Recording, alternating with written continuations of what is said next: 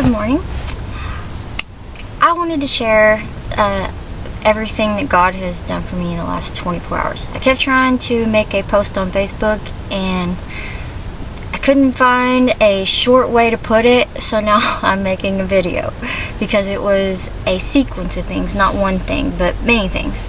Okay, so yesterday morning I went to work and we have this board that we write on, and everybody, like it was Wednesday yesterday, and everybody usually writes something similar to Wacky Wednesday.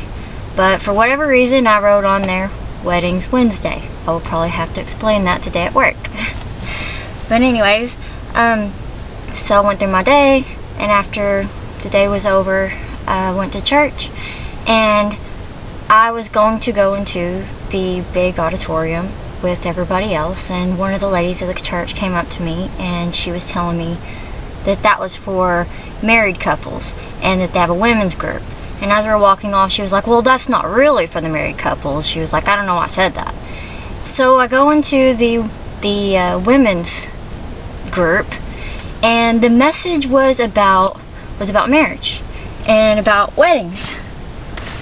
And I wish I had the paper now, which it looks like I just lost it. But it was about the story about Moses, and how when God led Moses, who led the people out of Egypt, that they were like his bride, and there was a long period of time before God brought them into the promised land.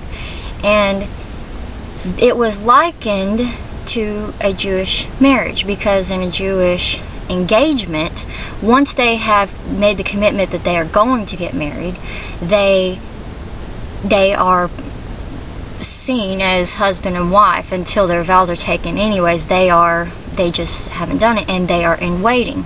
They're in a waiting period until the day they say their vows. And whenever they say, or the bride has to wait for the groom to give her that day and to tell her that this is the day that we're going to get married. And so in that same way, they were walking through the desert, and God led them for a long time. And it was mentioned multiple times that the reason that God took so long before he brought them into their promised land was to prepare their hearts. And that was said like several times, so that stood out to me. And another really big important factor was that they had looked up the difference between a contract and a covenant. And everybody should like look it up. You really should, because what you see in many instances in America is people having a contract marriage. They go into it with this mindset that they're going to stay married to you as long as you don't do this, or as long as you do this and I'll do this for you. But in a covenant marriage, there is a bond. It is not I'll meet you halfway. It's not I'll give you 50%. It's here's my everything.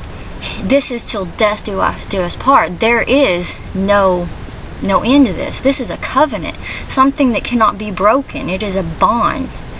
And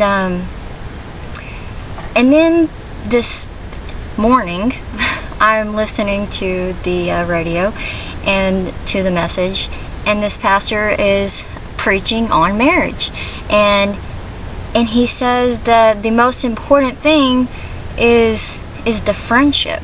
Your friendship is so important. And he says, look back at your yearbook and you know how many friends you had, and what made you fall out of those friendships. Why aren't you friends today?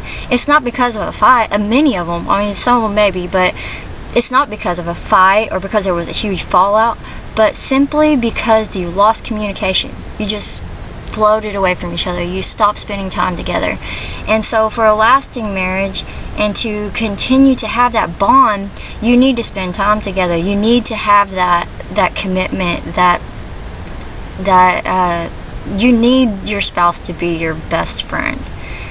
And I don't believe in coincidences. I believe in godly intervention and divine intervention, and so I wanted to share this with y'all, because to hear a message that many times in 24 hours, and to have that many things to fall into line in 24 hours is a way that God confirms that He is speaking. If God says it, inspiration is confirmed from, there He speaks it, and then He confirms it. He'll speak it again. And so I feel like I had to share this with you. So I hope everybody has a blessed day.